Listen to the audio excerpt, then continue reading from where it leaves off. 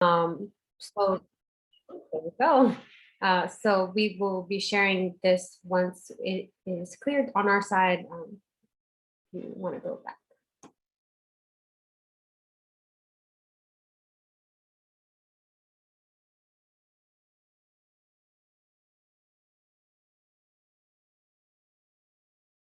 All right, let's get started. We have a couple people logged in. So hello, everyone.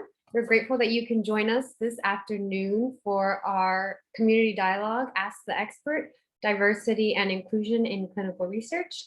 So my name is Kimberly Acosta, and I am a Community Outreach and Education Fellow at WRAIR. So just to give you a brief background on WRAIR, the Walter Reed Army Institute of Research, it's located in Silver Spring, Maryland, and we have been in the research business for over 125 years. Our mission is to really support soldier readiness and health, and we work alongside civilian researchers, medical professionals, and military personnel to develop and test products to use to reduce the impact of some of the world's most dangerous diseases. We are proud to say that we have played a role in developing nearly half the vaccines and drugs that are out and available for use in military and civilian medicine around the globe. Our research is not limited to the US. We have research facilities in over 30 nations, including Cuba, the Philippines, and Puerto Rico. Can you go to the second slide, Sadie? Thank you. So some disclaimers: the opinions contained in this presentation are not intended to represent the position of WRAIR, EIDB, or MHRP.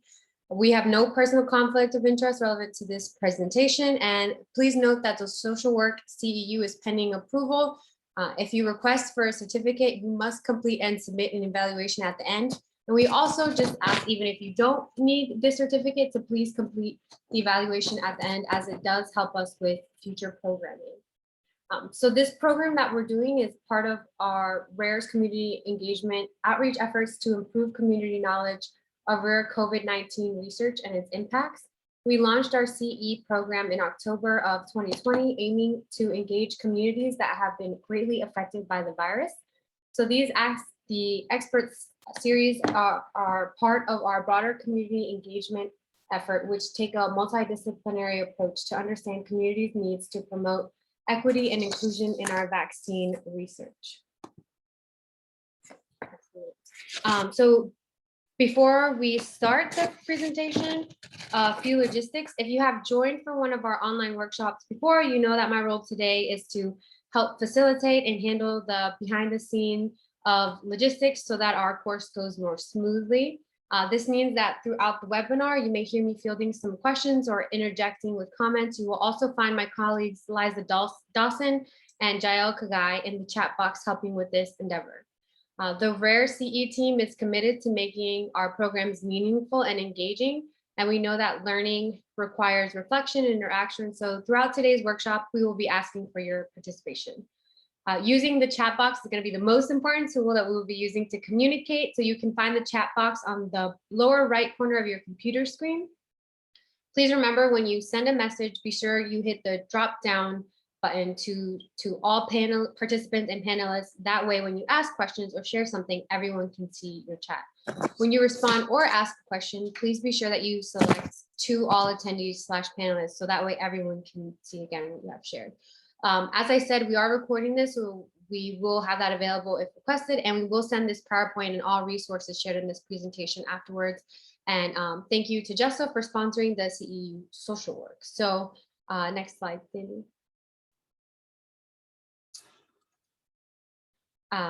So with that, just going to introduce Sandy. With that being said, it's my pleasure to introduce our speaker for today. It's Dr. Sandhya Vasan.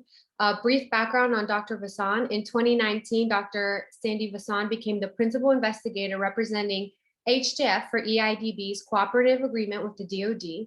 In addition to overseeing HJF's components of the cooperative agreement, she provides key leadership for EIDB's clinical studies. She has been with EIDB since its inception in 2018, and prior to that, she was with WRAIR's Military HIV Research Program in Bangkok, Thailand. Dr. Vasan obtained her undergraduate degree in mechanical engineering at Massachusetts Institute of Technology before completing her MD at the Harvard-MIT Division of Health Sciences and Technology at Harvard Medical School. So Dr. Vasan served as MHRP's Associate Director for HIV vaccine research, and prior to that, she served MHRP at Afferent in Bangkok for 7 years as Science Director and Head of the Non-Human Primate Laboratory. At Afferent, she conducted preventative medicine in follow-up to RV144 HIV vaccine clinical trial. She also developed animal models to understand the mechanism of actions of these vaccines and pursue novel HIV prevention strategies. It is truly an honor to have you speaking today, Dr. Vasan. I will now turn it to you. Thank you, Kim, and thanks to the WRAIR Community Engagement team for having me, and thank you all for attending today. I'll rely heavily on the panelists here to help instruct me if questions come up in the chat, because the way the layout is on the screen is hard for me to see the chat. Sandy, the sound is very scratchy on this end. Can we try that again? Is that better? Not really. I'll try it without headphones.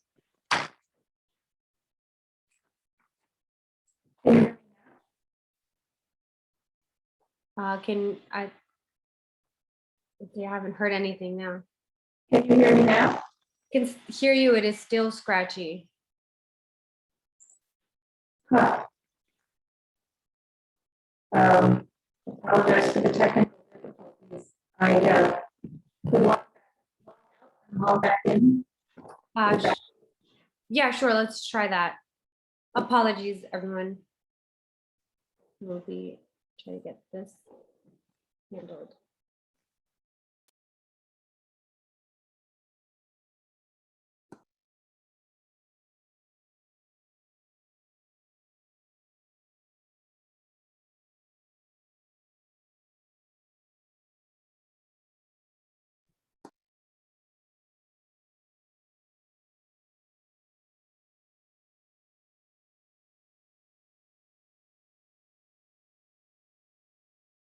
Recording in progress. So, how's the sound now? Perfect. Okay. That helped? Yes. All right. Now let's just turn my screen again. Thanks to everyone for their patience.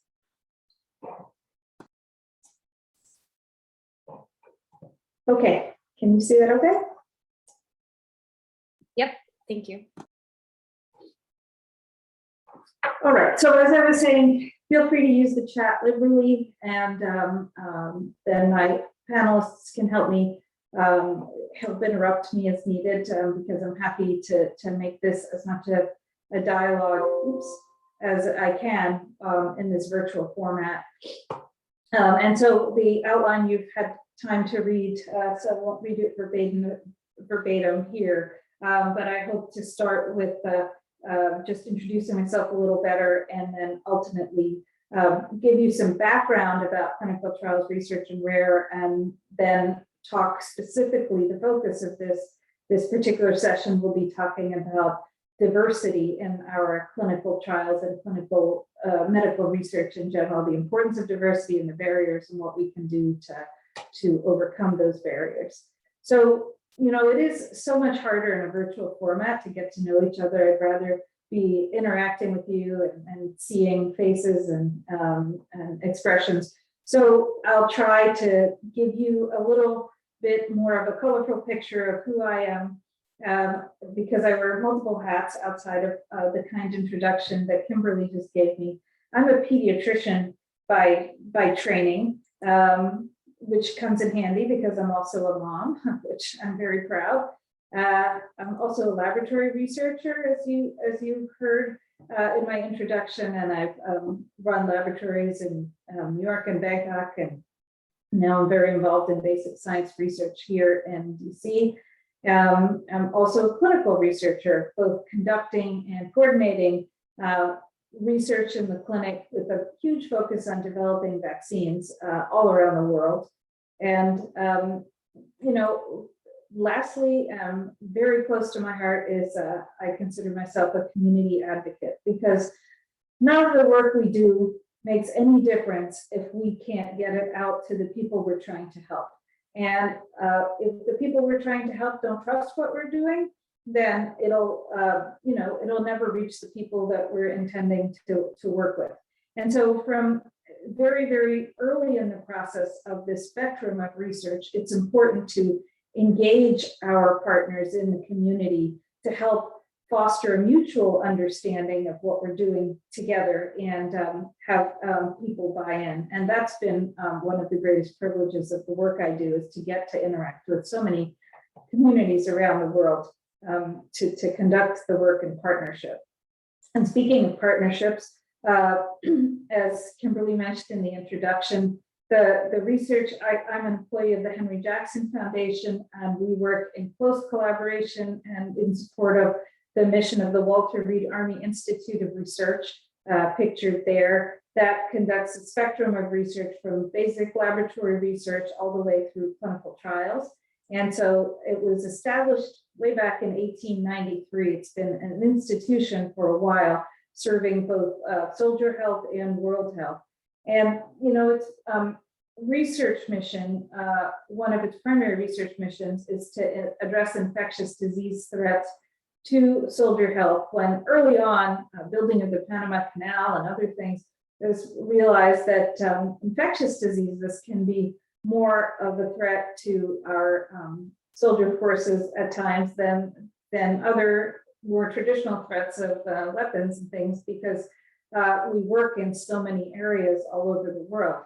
So those infectious diseases have encompassed, this is just a short list of representative diseases, but HIV, malaria, which is very long-standing, and then more recently, which you've heard in the news a few years ago about Zika virus, and of course, COVID-19 or SARS-CoV-2. And then in addition to infectious disease, there's also a lot of research being done on brain health and behavioral health. And sometimes those two can be connected as well. And so, with that background, why do we need medical research?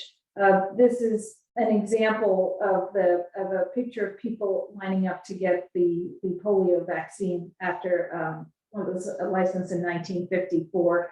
And we need research to be able to develop new tools to rapidly respond, or sometimes not so rapidly, but respond to longstanding threats, both in terms of prevention through vaccines and treatment for people who are ill with diseases, and then also other types of health research to improve systems and operations.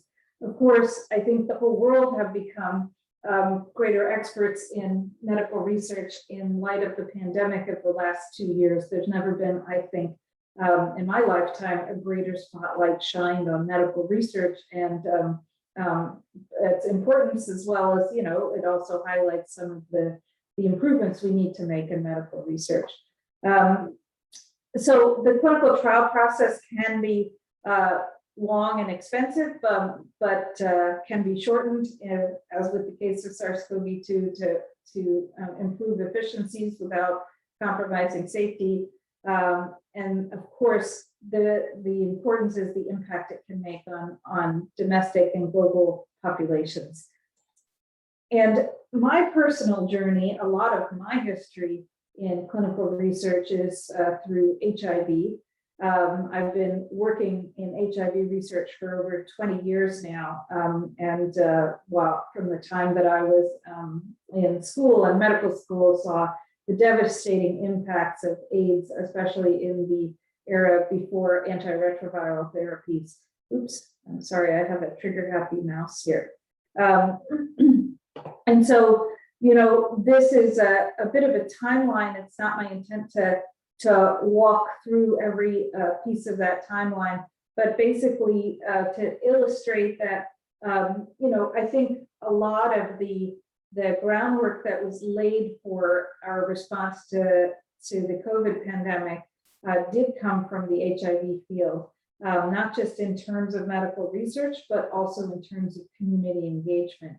It was actually a lot of community effort and advocacy and activism that shine the spotlight on the urgent needs to conduct medical research to first identify what was the cause of AIDS, or even define what AIDS was before we knew that what this unknown syndrome would be.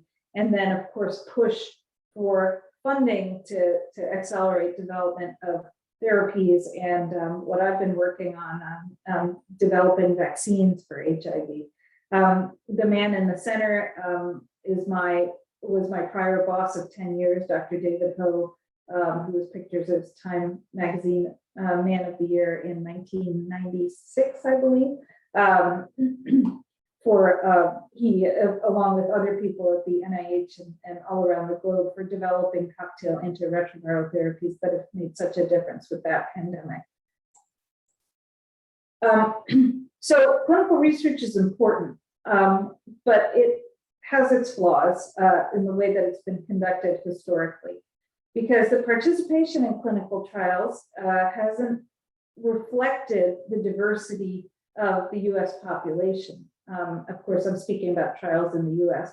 So in the past, a lot more research was conducted in men than in women. Part of that was that it was just less variable, because with women, you have to think about things like hormonal cycling and time of the month and those types of things. And it was just thought to be scientifically more straightforward to conduct studies largely in men to keep the population homogeneous. And a lot of the normal ranges for lots of things back in the past for laboratory tests and other things were based on males.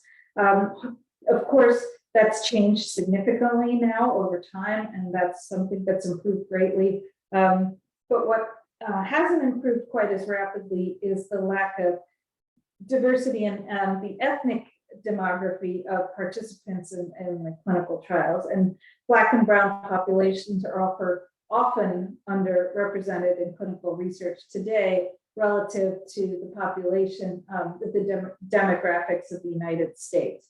And this is important on a number of levels because, you know, inclusion in clinical research is a matter of justice. That is one of the core ethical principles we think about when we think about the ethics of conducting human subjects research or research with participants and volunteers.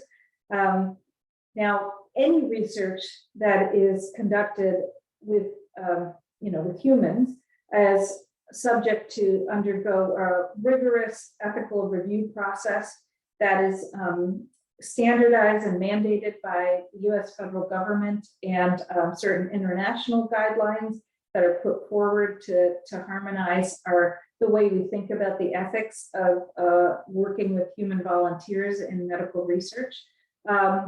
And, as part of that process, there are some targeted research that can provide direct benefit to study participants. For example, if I'm a researcher who's studying a potential novel treatment for cancer, people who enroll in those trials might possibly be able to have benefit from enrolling and getting access to a cutting edge therapy that's not yet licensed that could work against their own cancer.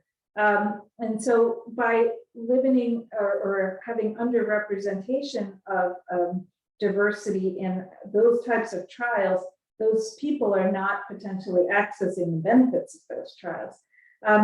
And then thinking longer term, not just about immediate benefits of that person, if those therapies then get licensed because they work, you will likely have a better success of having uptake or acceptability in communities if you have people from those communities participating in the research up front who could go home and say, yeah, I got that mRNA vaccine or whatever it was in that early trial 6 months ago. And so there are a lot of reasons why we have to do better about improving the diversity of the people who participate in our studies. the downsides of not doing that and not ensuring that we get a better diverse and equitable representation in clinical research are that, the results we get could, for example, potentially underestimate a specific benefit or lack of benefit or different outcome in a subpopulation of, let's say, Black Americans or some other, ethnic or genetic subtype. So both for principles of ethics, both for principles of acceptability and rollout, and for scientific outcomes, there's just so many different and equally important reasons that diversity in clinical trials is really critical.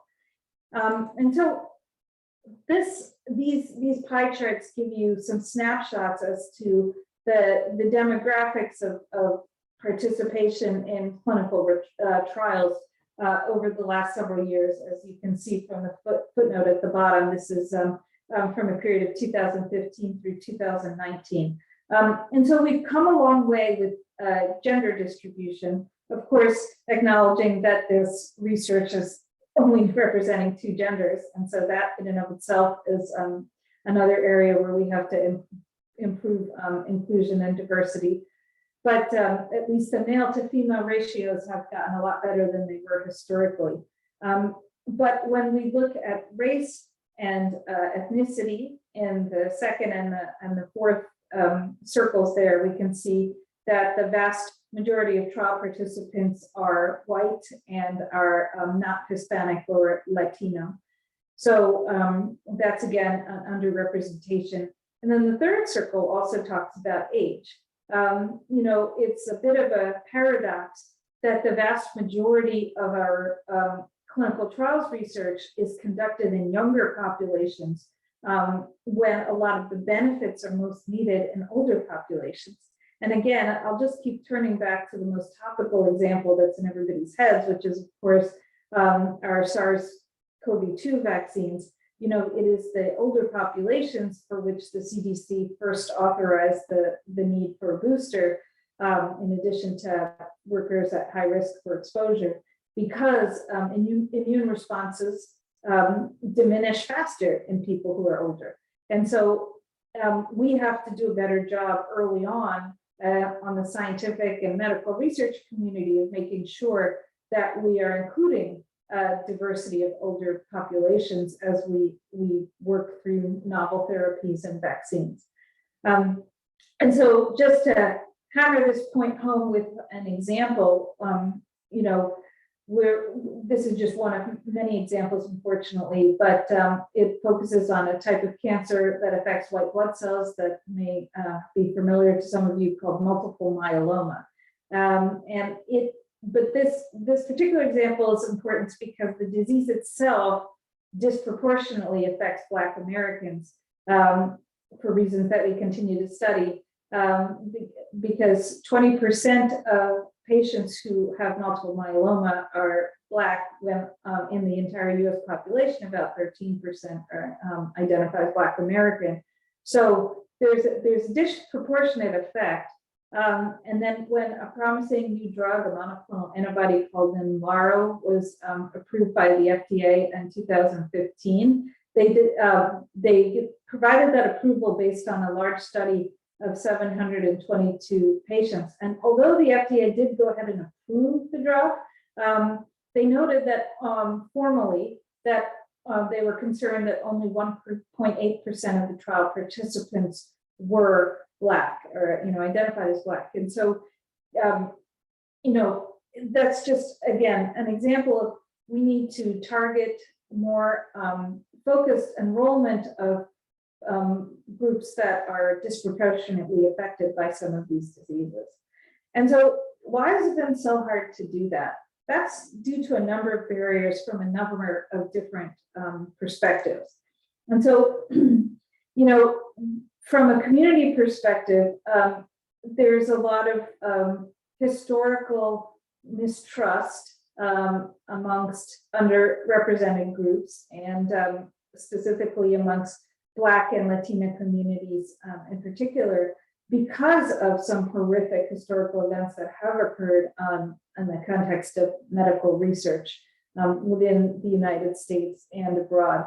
You know, I'm not going to go through and tell all of these stories, but I'm happy to discuss more for anyone who wants to in that chat or the discussion. But there was a study of syphilis in Tuskegee, where Black Americans were followed without being given access to treatment to see what the disease outcome was, even after treatments were authorized.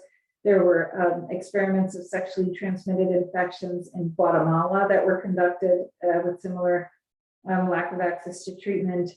There was the image in the lower left corner is about a statue that was removed from New York City of a man who was considered the father of gynecology, but it came to light that many of his experiments were conducted on Black women without using anesthesia and other things. And so, you know, there are reasons that the communities that we seek to help today have some deeply ingrained mistrust of research, and that's a hard barrier to overcome because it's a legitimate one.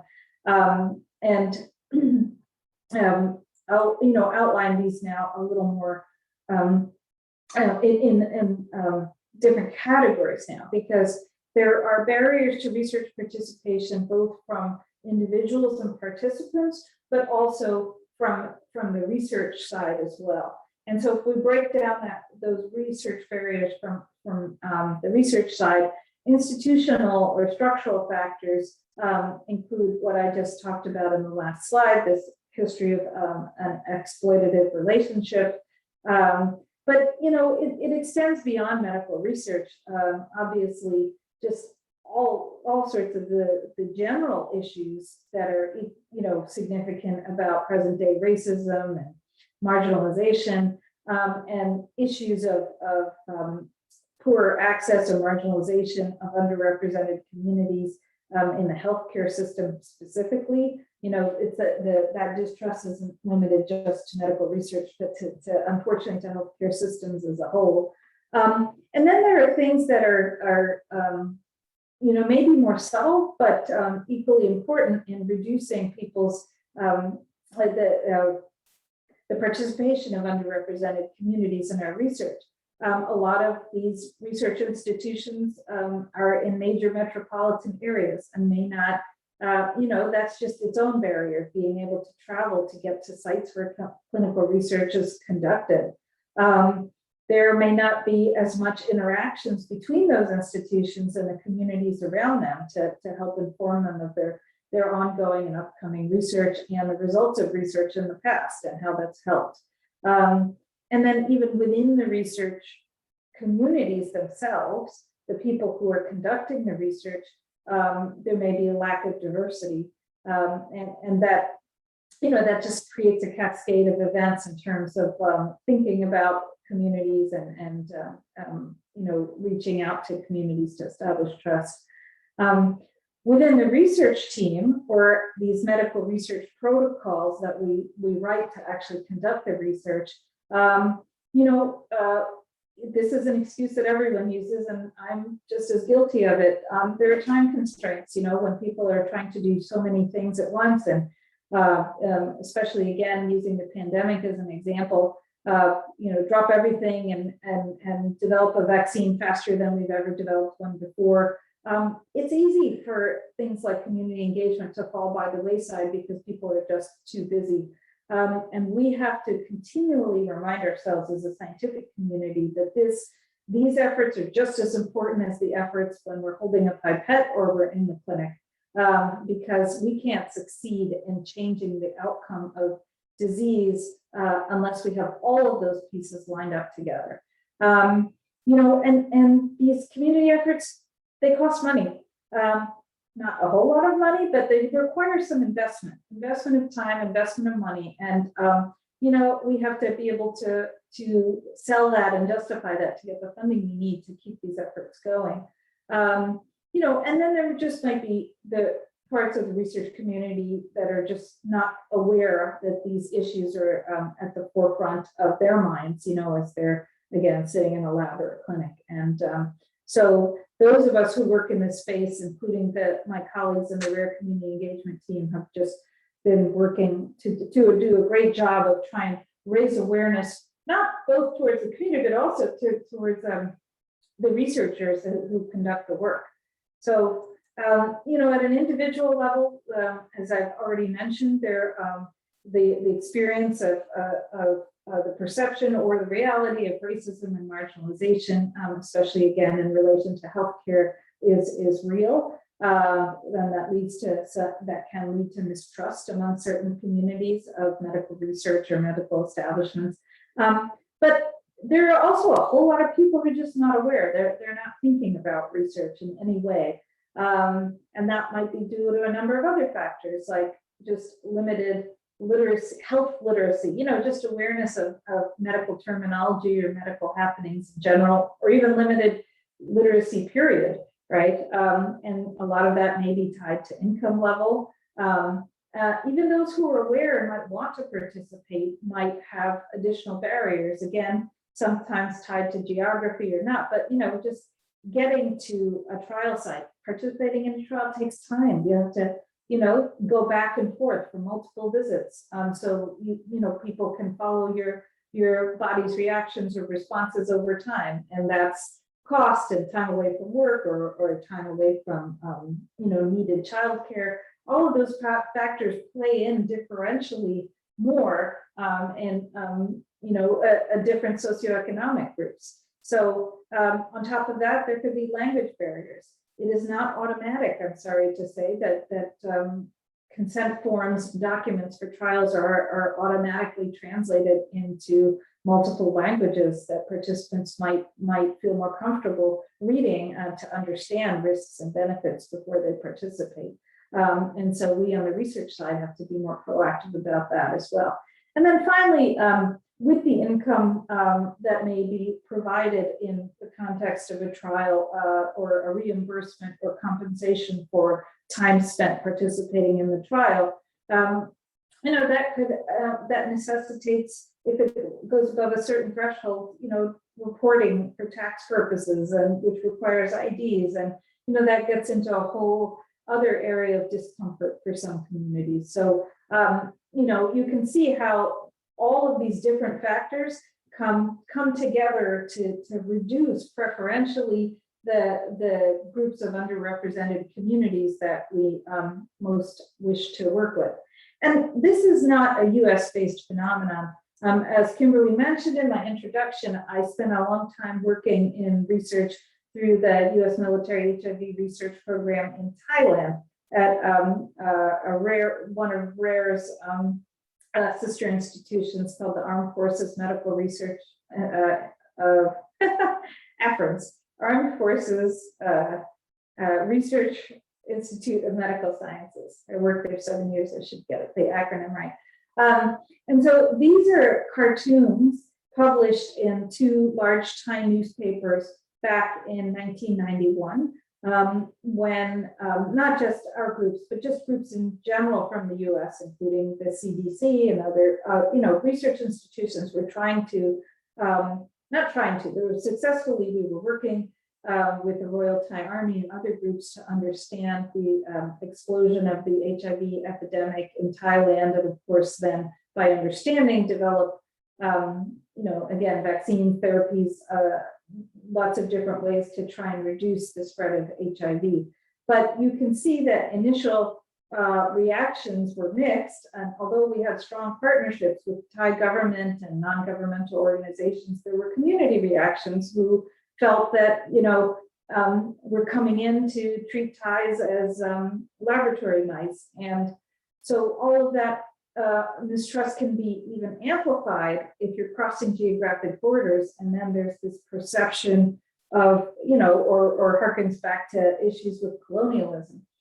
Of course, I worked there through from 2011 through 2018, and our collaborations run deep and strong. We've done many good things for the people of the Kingdom of Thailand. So For the interest of time, I didn't show you a series of other cartoons that show that perception is reversed, but it's real, and we can't ever take for granted when we work with any human being that there's a complexity of emotions that goes along with that. And then came COVID, and that just took all of those challenges and amplified them because we had to do everything faster. And so, there was this urgency to rapidly develop new vaccines and treatments. And to do that, facing all those barriers I just outlined, to enroll quickly, to develop those efficacy trials quickly, to get enough data to get the vaccines, authorized for emergency use and then eventually licensed. And, in addition to the trust issues and the partnership issues, just physically conducting the type of outreach that is needed to establish that trust becomes harder when everybody's in lockdown and has to stay home and has to speak virtually. It's a lot harder to establish those connections when you're doing so over a computer screen, which again harkens to my intro. I really wish I could be speaking with all of you in person right now because it's a very different experience, as you know.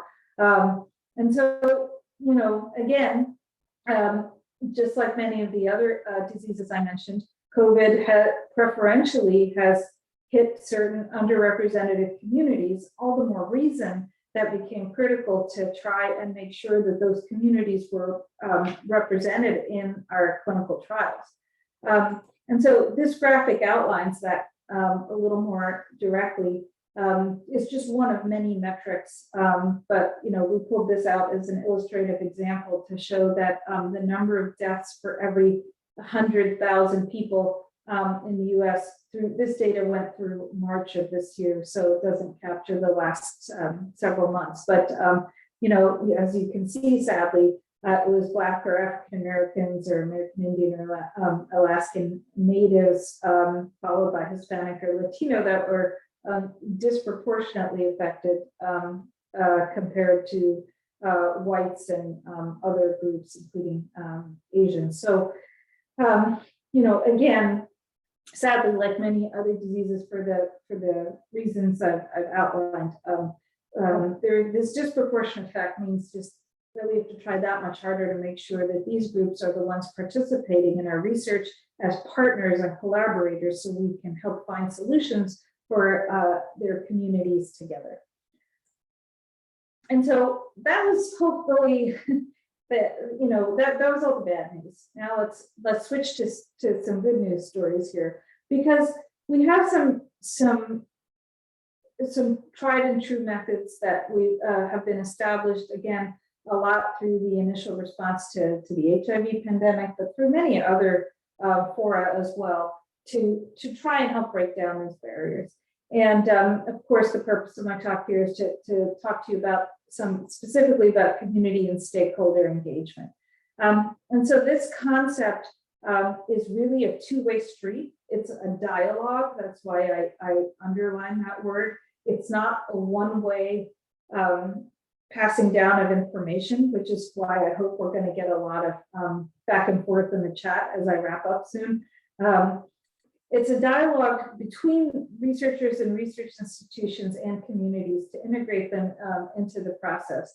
And to do so, you need some community leaders who are willing to jump in and say, okay, I'll help be your voice and spread that message and incorporate my voice into your message so it becomes our voice at the end that we're speaking together. And so the pictures I've shown here are both one domestic within the Walter Reed Army Institute of Research and our Clinical Trial Center, and then one international. That's me working with a non-governmental organization that works with transgender individuals in Thailand. And so, when we look specifically again at COVID-19 as an example for how we conducted research on vaccines and treatments, a lot of that work was very heavily coordinated by the US government, because moving that quickly meant that we needed large sums of money to do so, to conduct multiple efficacy studies in parallel.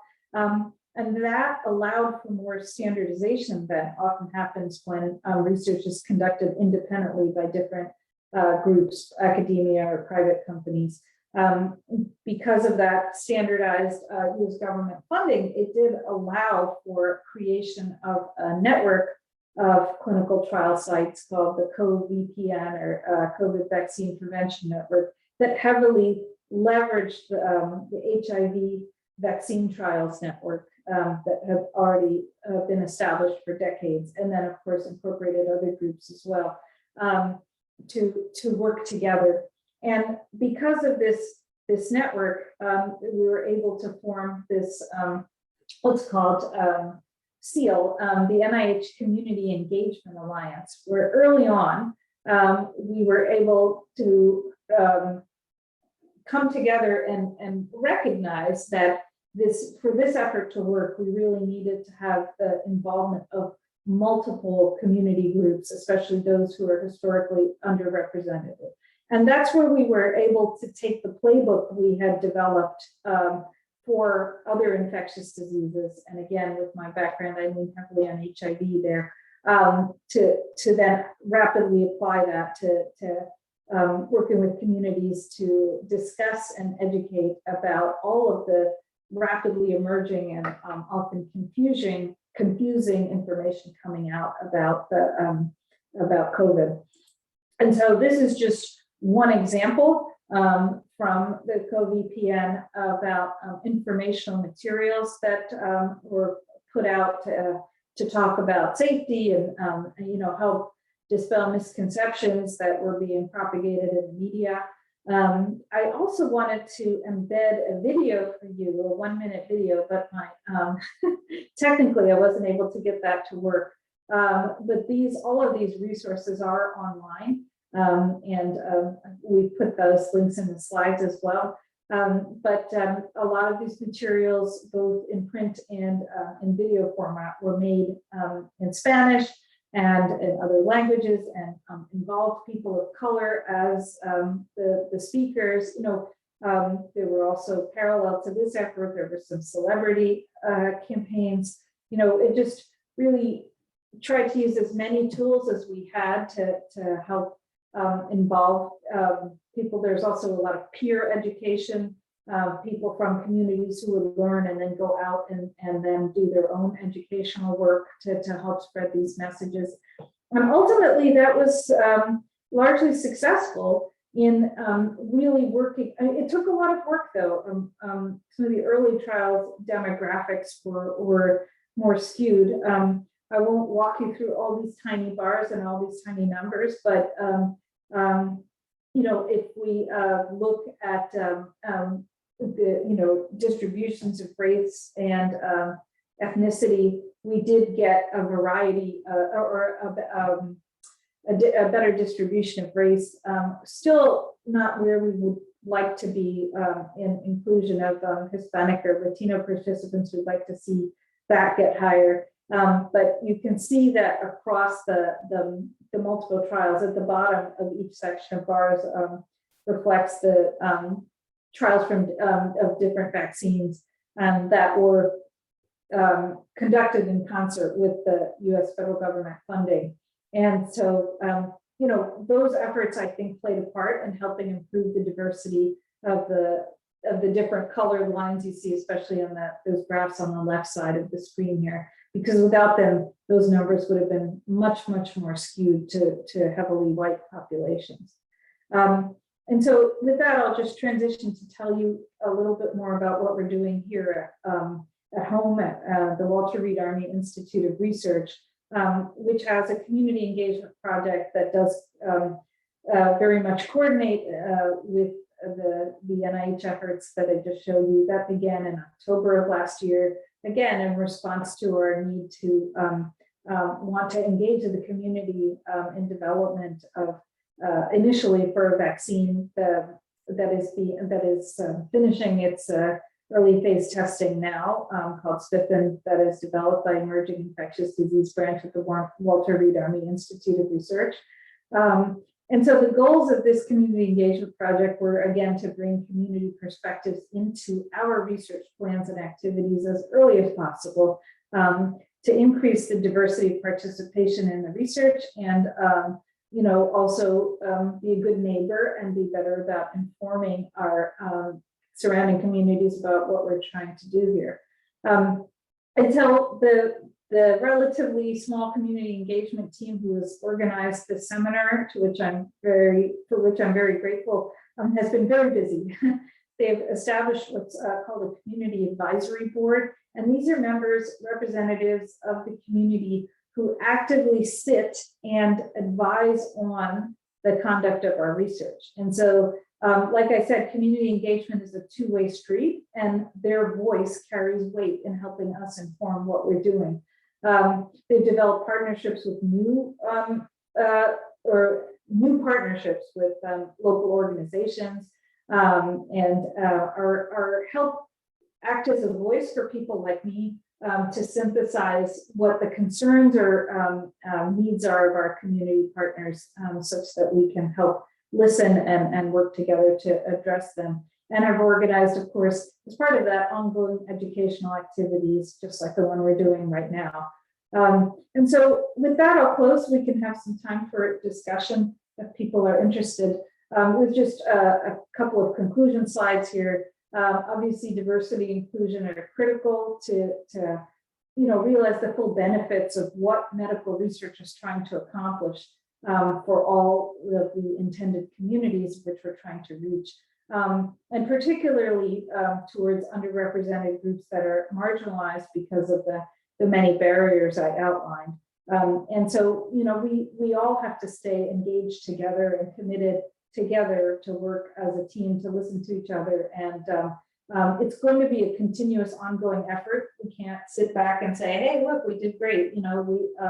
There are always new challenges, new barriers, changing information. And so this has to remain an active effort, not just to help recruit a trial, but during and after and in between trials as well.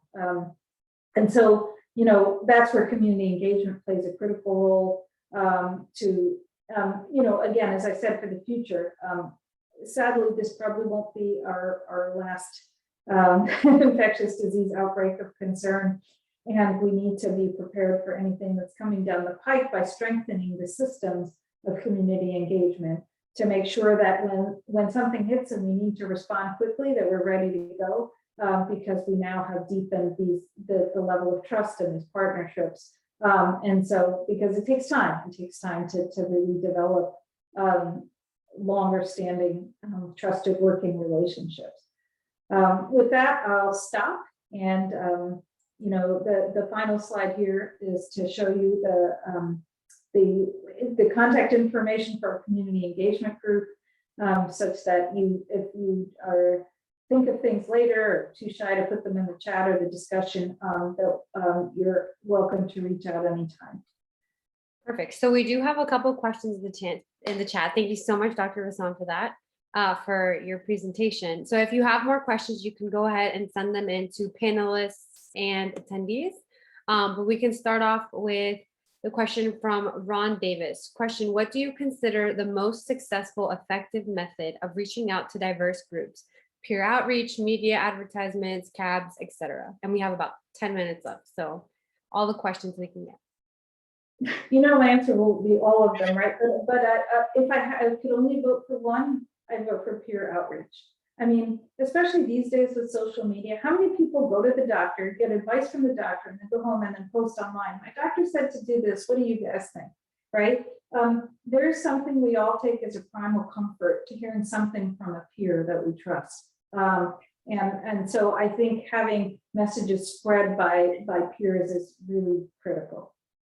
Awesome, thank you. We had a question by Mila Coria. It says, what efforts are being made by research institutions to partner with higher education institutions to address barriers to research participation? In general, community colleges seem to have developed a strong sense of trust within the local communities that it serves, and the communities often access a variety of services and programming through communities. It seems as if this would serve as a beneficial way to connect and educate community members about the importance of clinical research/trials while working to dispel myths and build trust. Additionally, this seems that this could also be a beneficial exchange in possibly affording applied learning opportunities to support students in engaging in clinical research or in simply increasing their awareness of the process of clinical research. Brilliant, brilliant. I just, there's more of a commentary than a question, so I say bravo. But I'll provide an answer. Then Liza, I might call on you or anyone else in the CE team to communicate more directly about the work that we've already done to for that very reason, to engage local community colleges. And you're right. I focused the talk on community engagement in the context of research, but what you touched on is equally important. One of the barriers I mentioned is there can be a relative lack of diversity in some areas of medical research. Actually, in the programs I work in, I think that's not an issue at all. We have an amazing, amazingly diverse workforce. Not that we shouldn't continue to strive to improve the representation of underrepresented populations, but engaging people at the earliest stages of their training, their awareness of medical research as a career. Even for me, I went into training as a pediatrician without planning to become a researcher. And when I was finishing, people were saying, "Oh, so are you going to go work and start your own pediatric office? Or are you going to go work in a hospital?" There really were only 2 or 3 choices that most people made. And so we need to do a lot more engagement about research, both in terms of careers in research as well as what we're doing. And the community colleges are a great place to start with that. Would anyone else from the team like to comment? This is Liza Dawson. Can everyone hear me okay? Yes. So Sandy, thank you so much for your thoughts on these topics. And so I'm a member of the community engagement group at WRAIR. And one of the things that we have done, we've started working on, we have a lot more work that we like to do that we think is important. We have worked with our science education group at WRAIR, which actually has partnerships with HBCUs and community colleges in our area. And we were interested in, just as the question our audience member posed, trying to work within relationships that are already established with the different colleges, relationships between the colleges and their communities, and relationships that WRAIR has established through their science education program. We really haven't gone as far as we would like to with that line of effort, but definitely appreciate the comment about working with community organizations, including community colleges, as a way to work with trusted partners. So I think that's super important. And just as Sandy just said, the diversity of our clinical research workforce is an ongoing concern, and there's definitely efforts going on in our institute and at NIH and other places to address that. It's a heavy lift because there's been a lot of underrepresentation for years. So I think all these issues are important, and we have a lot of work to do, but we're really excited about continuing that. Thank you.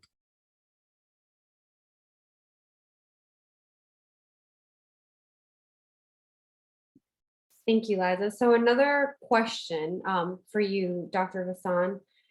Isn't it true that there is a lack of diversity among scientists and researchers, and this contributes to the problem of lack of trust and lack of engagement among underserved communities? Yes, very much so. I think that that varies by field a little bit. And I tend to see more diversity in fields where there's a focus on global infectious diseases, perhaps, than some other fields. But, all of us as a scientific community have to do more to foster that diversity. I've recently been involved in helping establish a program through one of our research networks to create targeted summer internships for underrepresented groups. the Walter Reed Army Institute of Research has historically had a large summer program. We have to start very early to foster these types of engagements and interest in science and medicine and research from a young age. Not that you can't jump into it later in your career, but the more we can invest in our youth and in training throughout the various stages of the educational process, the better. In my prior work as a medical student in Boston, I was involved in mentoring middle school students from underserved communities in their middle school science fair. And part of that included bringing them out to our research labs to see what grown-up research was really all about.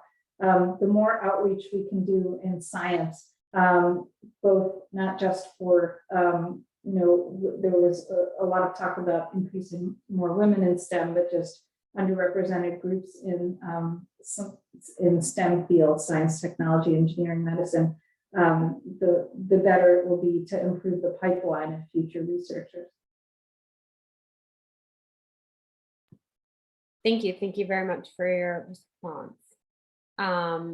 So how can research institutions prove themselves to be trustworthy when so many institutions in the past have been exploited their participants and not trustworthy with regard to underserved populations?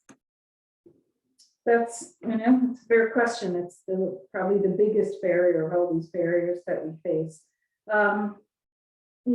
Institutions are longstanding, but the people in the institutions over time change. The concepts that are at the forefront of our mind and the things we pay attention to change.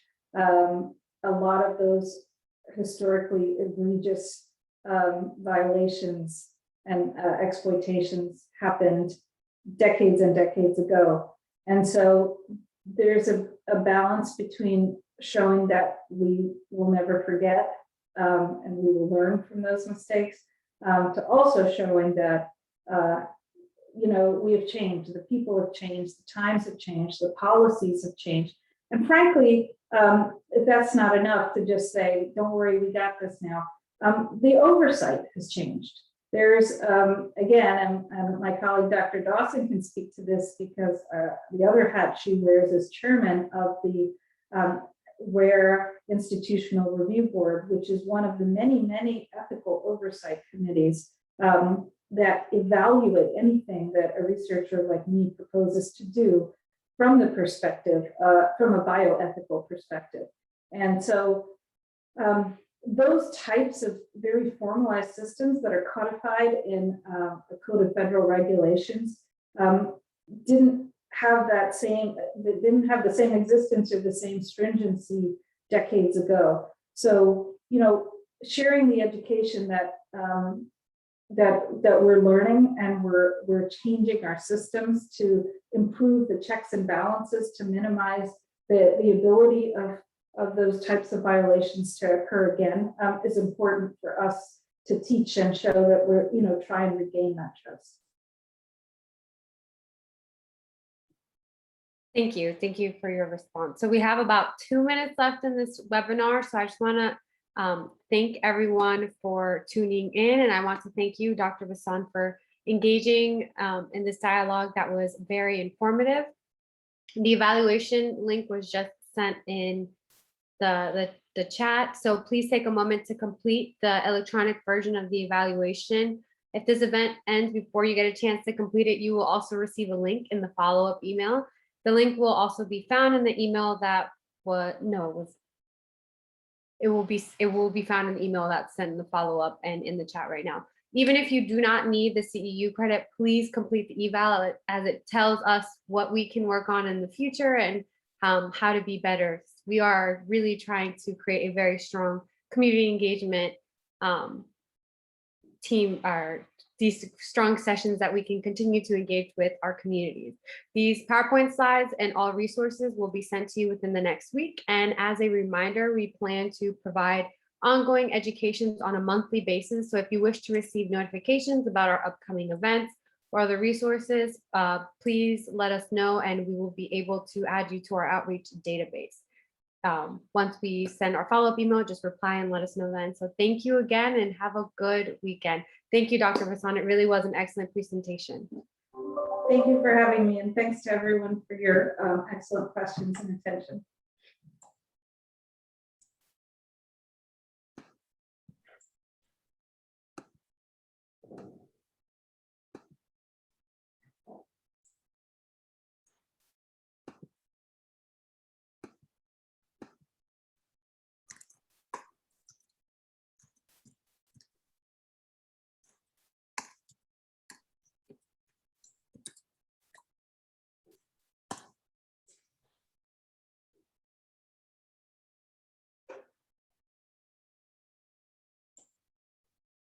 I'll go ahead and drop off now, and then we can chat later if you'd like. But thank you again for having me. Thank you so much. Very great presentation.